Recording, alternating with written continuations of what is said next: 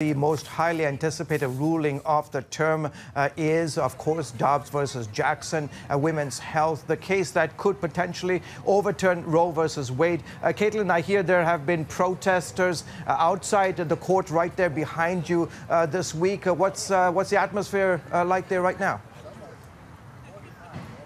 Tensions are definitely high, and as you said, still no decision on Dobbs. But as decision days dwindle down, protests are amping up. And, you know, from instances of violence and vandalism and intimidation, pro-life centers are really facing all of it. We've got arson, shattered glass, graffiti, all following the leak of that draft opinion suggesting that the High Court might overturn Roe. And, you know, since then, 40 incidents have been reported. Our building was vandalized and our communication system was torn off of our door only after some vulgar things happened on camera. After reporting the incident to the FBI as a hate crime, Annabelle Rutledge, National Director of Young Women for America, says her organization now has posted armed security guards on site and with their staff at the Supreme Court.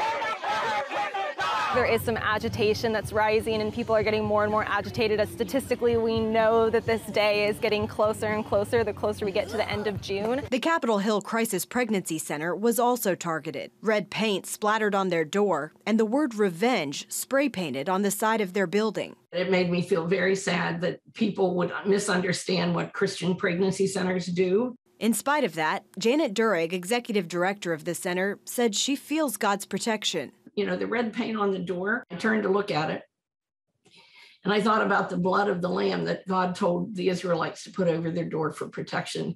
And I decided to think of it that way and pray it that way. Last week, the FBI opened an official investigation into the growing number of threats and attacks. Now, lawmakers are urging the Justice Department to follow suit.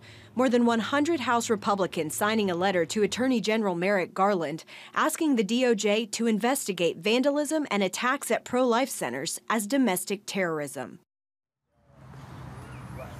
Unfortunately, things are expected to get worse before they get better. Back in May, the Department of Homeland Security warned there could be a surge of violence after the Supreme Court's ruling is released. Just this week in D.C., flyers have been posted by the group Jane's Revenge. Now, they are advocates for abortion, and they've promised a night of rage if Roe is overturned. The flyers read, quote, "To our oppressors, if abortions aren't safe, you aren't either."